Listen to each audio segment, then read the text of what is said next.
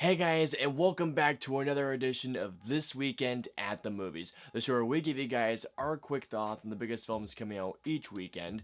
I'm your host, the Putnam, and I do apologize that this review is a tad bit late than usual, but I do have my review for the latest superhero, or should I say supervillain, horror flick, Brightburn. In Brightburn, we follow a couple played by Elizabeth Banks and David Denham as they are trying to make a baby because Elizabeth Banks' character is infertile. However, one night while they're in the progression of trying to do so, an unknown object comes into essentially their backyard, and when they investigate this object, they find this baby who, after he grows up, turns out that this baby is a bit gifted, but with some dark intentions. Brightburn was a film that I was really intrigued by for a couple of reasons. One being that it was produced by James Gunn, who is a gifted storyteller. Given that he was making this thing, or he was behind this thing, not necessarily directing but producing it, I was really excited to see what would happen, especially given the concept.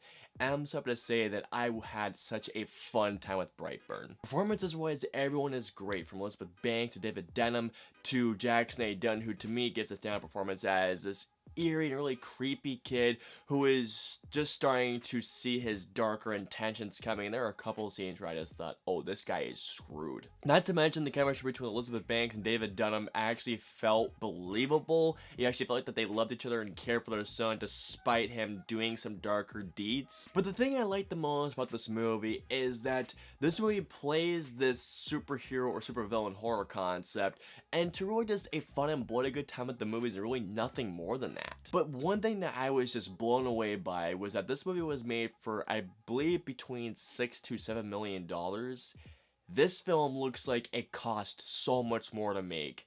How they did everything that they did in this movie blows me away. I mean, seriously, this movie looks better than most bigger budget films out there. But no, really, the gore effects looked great. The special effects themselves, honestly, I was really impressed by how this movie looked with this level of budget. Now, this film was a horror film. I'm not gonna lie, there were a couple of moments that not only felt very eerie, but there were some really creepy moments in there too, followed by some really great comedic moments as well. And at one certain point, this film does become a slasher movie, and the kills that this movie does, they're a lot of fun to watch. And I'm not gonna lie to you guys, if they do make more supervillain horror movies like this, I would be totally down to see them. As far as gripes go, I feel like that had they tried to develop the concept, especially the plot and the characterization a lot more, this would have been such a better film for it. Because, I mean, don't get me wrong, there's nothing wrong with just having a great time at the movies, but I feel like that if you took that concept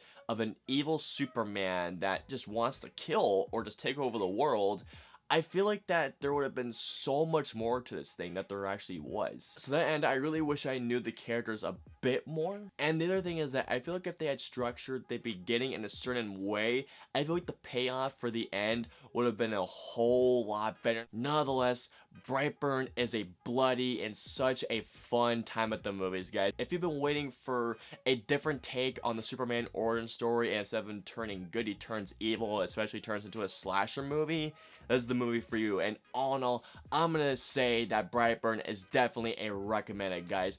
I feel like this movie is gonna be passed under a lot of people's radar, so please go check this movie out. It is a lot of fun. I actually might go see this again. We'll see. Alright guys, and that was our review of Brightburn. Guys, please comment out and let me know below. Have you guys checked out Brightburn? What did you guys think? Let me know below. If you guys like to see any of our previous 2 reviews, please click either right there or there. And of course, please don't forget to hit that like button, share, and subscribe to see more content from us. And of course, until next week in the movies, have a great weekend at the movies, guys.